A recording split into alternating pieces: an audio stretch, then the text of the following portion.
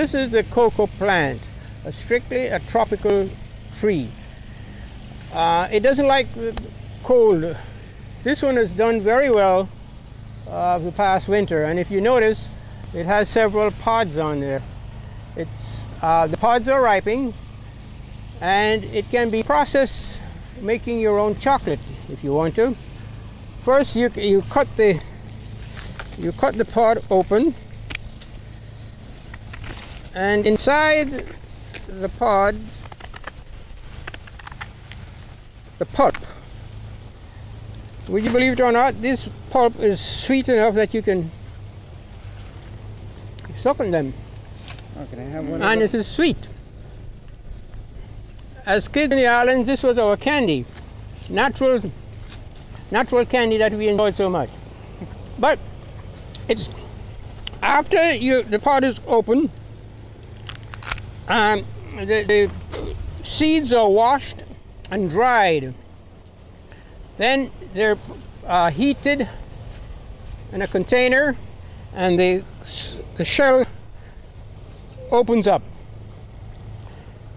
From there on, it's put into a mortar and pounded into a paste. The paste is molded into a round shape and then put in the sun for drying. After a couple of days of drying, it's then can be processed into making chocolate. A grater, you grate it very finely and add some milk to it. We like to use goat's milk, which is richer than the regular milk, cow's milk. It does produce a very thick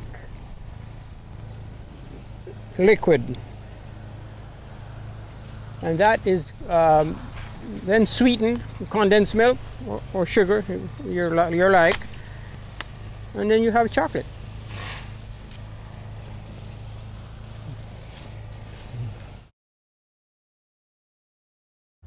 Company dogs. We have a couple that come out here. We've got Gator Bait and we've got Happy.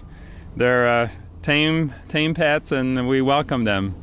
They're happy to roam around and bathe in the mud and see what's going on, chew on some grass and weeds, and catch some sun rays. Yeah, it's nice to have them out here. Yeah, some of that pollen, huh? Getting to you. Yeah, good girl. Well, we're out here on the plant sale, the plant pad. This is where we hold our plant sale. As you can see, we have 4 rows of tree specimens. We've got a whole row of mango trees here. We usually carry about 10 to 15 cultivars of mangoes. We also have some lychees over here. We generally have 3 or 4 lychee cultivars. On the back row, which we can't see from here, we've got some chestnuts and some Barbados cherries, and I see some jabuticabas and some coconuts. So these are the bigger trees that we keep out here in 5 and 7 gallon pots. And we've got a drip irrigation system that waters them on a weekly basis, and they're doing real well. I see a mango over here that's blooming, so it'll probably have some fruit on it right over there, and they'll start blooming this month. There's a few other ones over here, so they're happy out here. Plenty of sun.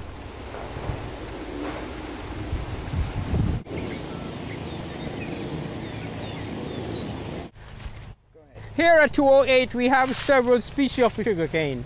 You have the white sugarcane, we have this ribbon cane, and there is a brown-looking cane, which is a softer species. The name I'm not too familiar with that, but it's a softer species of sugarcane. It likes a humid soil, lots of water. And it can also be processed into making a delicious drink. I use a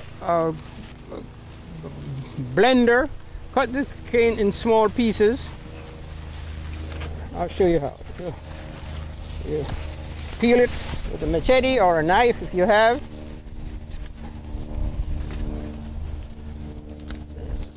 Very hard. You then take a small piece, cut it in the blender, cut it in small pieces and put it in the blender. From there, you get the cane juice. That's the same juice that they take and make the rum or sugar. You at home will have to strain it. You add a little ginger to the drink, and you have a delicious summer drink, sugar cane juice.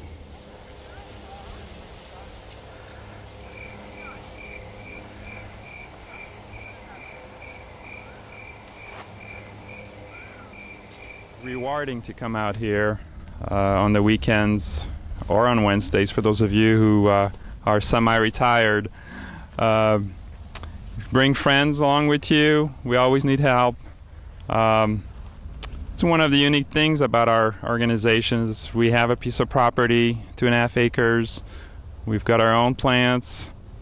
We can eat the fruits off the plants, the trees, and as you work, you get to learn about the trees. You read the labels on the trees. You get to recognize the leaves. It's educational. It's very rewarding. I urge you to come out here and help us out on a Saturday morning from 9 to 12.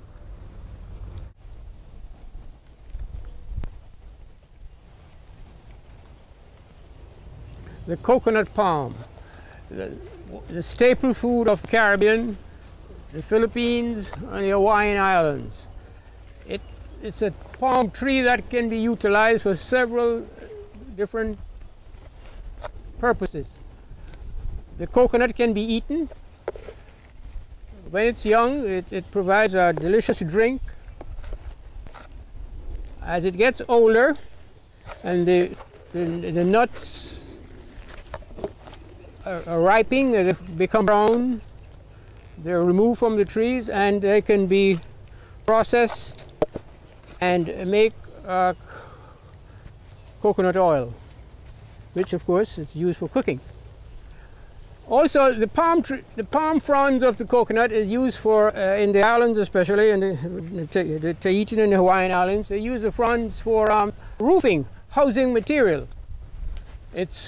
They're laid layers and layers of them, and it waterproofs a house, the house that they live in. Coming back to the nut of the coconut, in my hand, if you notice, this is a dry coconut. This has been cut open, and you can use it as birdhouse or a pot for small orchids. This is an idea I had some days ago, and I thought it would be a good way to utilize the coconut. It can only be done with the dry brown coconut, not with the green, not when they're green and young, only when it's dried. But I thought it would be a good idea, and maybe we could have some out in the 208, which at the sales we could probably make some money from it.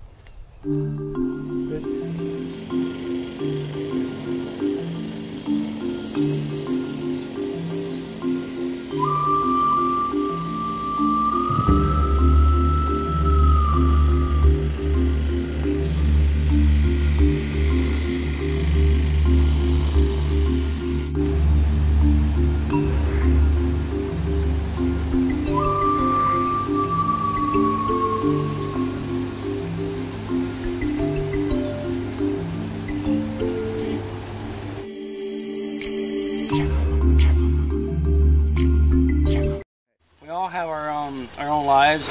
Especially me, I have a full-time job like everybody else has full-time jobs. But we make some time to give back to the community. We give every month bust ass for getting speakers lined up and jams and jellies and something for you to taste. And we're out there making arrangements for speakers and taking care of this massive collection. And that's why you join. And we would like some cooperation every once in a while to come out here and help us out. That's it.